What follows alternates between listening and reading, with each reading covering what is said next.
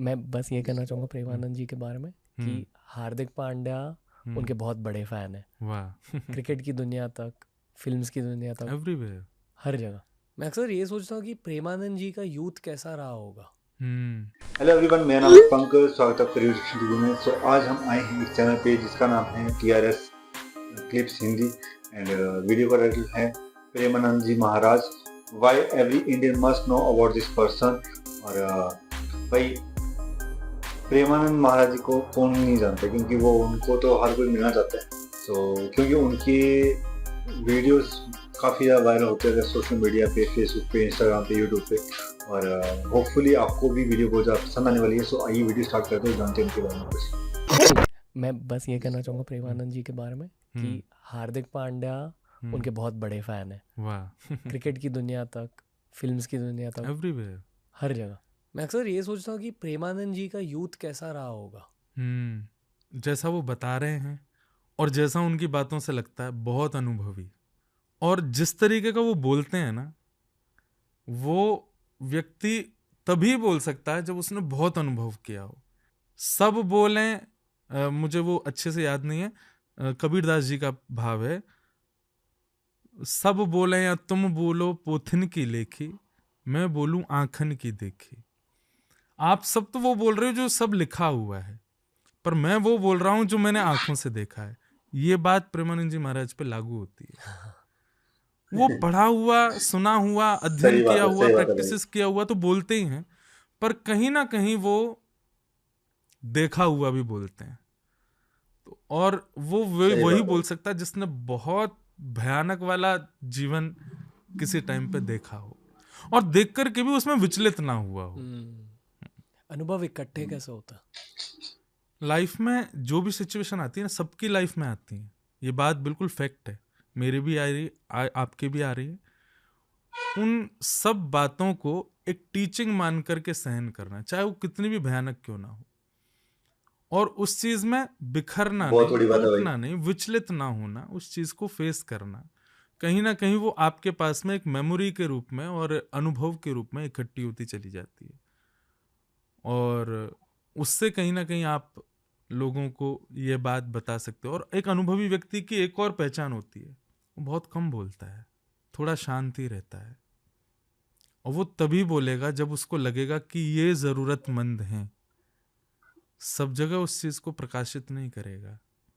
तो ये एक अनुभवी व्यक्ति का एक, मैंने जो अनुभव किया वो यही, वो कम बोलना चाहेगा। लोगों को हो सकता है कि उसके प्रति जजमेंट हो जाए कि बहुत इंट्रोवर्ट है, पर नहीं, उसका अनुभव इतना है कि वो ये जान चुका है कि यहाँ बोलना वेस्टेज ऑफ एनर्जी है, और जहां उसको लगेगा जरूरतमंद है वो वहां बोलेगा, और वहां कह करके वो सुधार करेगा भी। अच्छा, एक और बात, अनुभवी व्यक्ति की बात, मतलब व्यक्ति अनुभवी है ये पता कैसे चले, उसकी बात पर आपको दोबारा सोचना नहीं पड़ेगा। उसने जो बोला आपको लगेगा ये मुझे करना ही है। मैंने आपको कहा कि आप अंधेरी चले जाओ, तो आपके पास सेकंड क्वेश्चन आ गया, व्हाई। थर्ड क्वेश्चन आ गया, कैसे। फोर्थ क्वेश्चन आ गया, कब। तो कहीं ना कहीं ये मेरी बात इतनी श्रेष्ठ नहीं थी, क्योंकि आपके चित्त में 3 क्वेश्चन और आ गए, कब, कैसे, कहां, क्यों। लेकिन कोई अनुभवी व्यक्ति बैठा होगा ना, वो आपको बोलेगा अंधेरी चले जाओ, तो आप दूसरा विचार नहीं करोगे। एक बात है अंधेरी जाओ, पर उसके प्रति और भी कई बातें हो सकती हैं। अनुभवी व्यक्ति की बात पर आपको दोबारा सोचना नहीं पड़ता, आप विश्वास से कह सकते हो नहीं मुझे ये करना ही है। और वो प्रेमानंद जी के ये साथ बात है होता भाई। है। वो जो बोलते हैं ना, वही बात माँ बोल रही है घर में, बेटा ऐसा कर ले, नहीं फर्क पड़ा। वही बात ताऊ जी बोल गए, नहीं फर्क पड़ा। वही बात दोस्त बोल गए, नहीं फर्क पड़ा। लेकिन एक महात्मा जिसको आप केवल यूट्यूब पर देख रहे हो, उसने बैठ के बोल दिया और आप मान गए।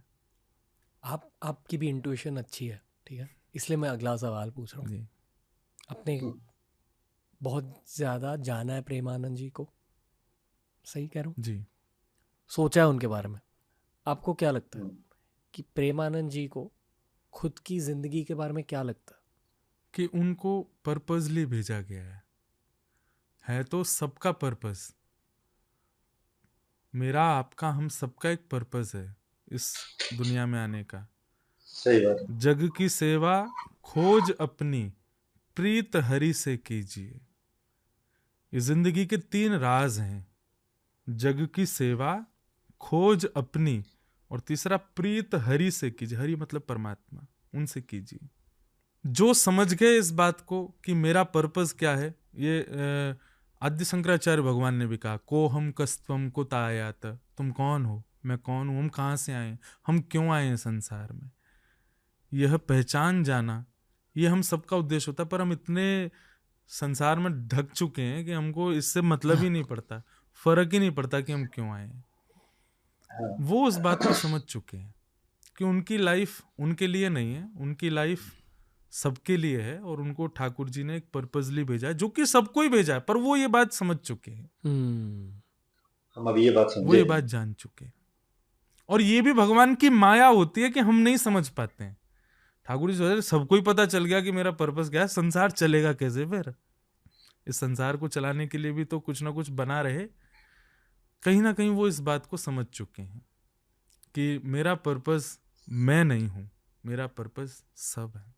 पता, यहाँ हम प्रेमानंद जी की बातें कर रहे हैं, ऐसी ही कॉन्वर्सेशन दिलजीत दोसांझ के बारे में भी हुई थी कि उन्होंने फंडामेंटली अंदर ही अंदर कुछ जाना है संसार के बारे में, और ये उनकी बातों में सुनाई देता है। मैंने ये देखा है मीडिया की दुनिया में, मैंने नोटिस किया है कि जब किसी को ऐसे तुरंत बहुत ज़्यादा एक लिफ्ट मिल जाती है ना, दिलजीत दोसांझ, मैं फेम पर्सपेक्टिव से बात कर रहा हूँ, फेम पर्सपेक्टिव से प्रेमानंद जी भी पिछले 2 सालों में कुछ तो हुआ है इसकी वजह से उनका चेहरा बहुतों तक पहुंचा है। रिंकू सिंह क्रिकेट देखते, ऊपर वाले का कुछ तो रोल होता है इसमें, डेफिनेटली उनकी कुंडली, वो सब फैक्टर है, मेहनत फैक्टर है, साधना है, पर ये सब ऊपर वाले की माया होती है कि किसको शोहरत मिलेगी, कितनी शोहरत मिलेगी, कौन लेजेंड बनेगा, सब थोड़ा सा प्री डिसाइड तो होता है। बिल्कुल ना। अभी मैं कुछ दिन पहले ही मैंने सोशल मीडिया पे दिलजीत दोसांझ जी का एक भाव सुना था कि वो कह रहे थे कि लोग बोल रहे हैं कि ऑफ सडन दिलजीत कहीं से आ गया, पर वो 20 साल से लगे थे।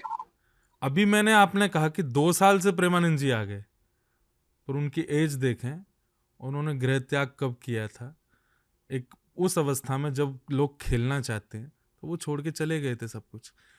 कहीं ना कहीं हमें उस व्यक्ति का एफर्ट अपनी लाइफ में जो उसने दिया वो हमें दिखा नहीं है, हमें बस वो व्यक्ति एक फेम में आकर के दिख गया।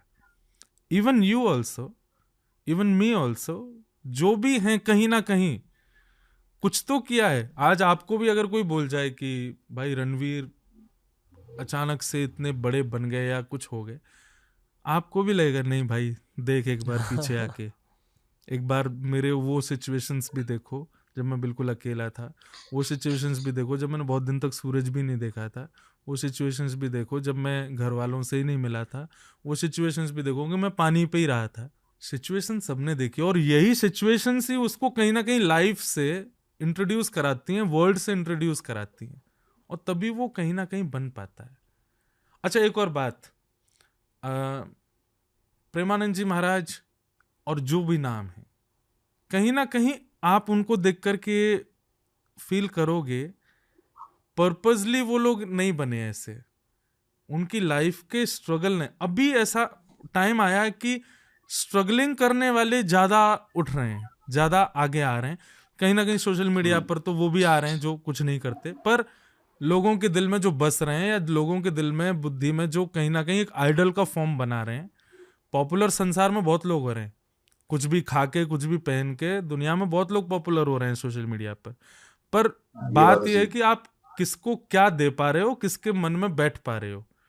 वो जितने भी लोग आप देखोगे ना, वो कहीं ना कहीं बहुत मेहनत करके आ रहे हैं, बहुत कुछ देख करके आ रहे हैं लाइफ में।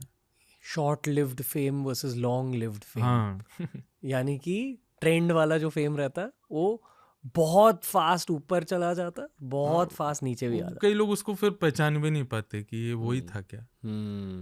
और एक लॉन्ग, वो क्या बोला था, लॉन्ग सस्टेनिंग फेम का। हाँ, वो लोगों के मन में हमेशा रहेगा, इवन सोशल मीडिया नहीं हो तो भी रहेगा। लोगों के चेहरे भूल जाते हैं हम लोग, पर उसकी कही गई बात नहीं भूल पाते। उसने क्या कहा था, वाह, उसने कैसे परिवर्तित किया था। तो चेहरा दिखाता है सोशल मीडिया, अगर कल को नहीं भी होगा ना तो भी प्रेमानंद जी की बातें पिछले 2 साल में कही गई, मुझे नहीं लगता कि आदमी अपने 90-80 ईयर्स की लाइफ में भूल पाएगा।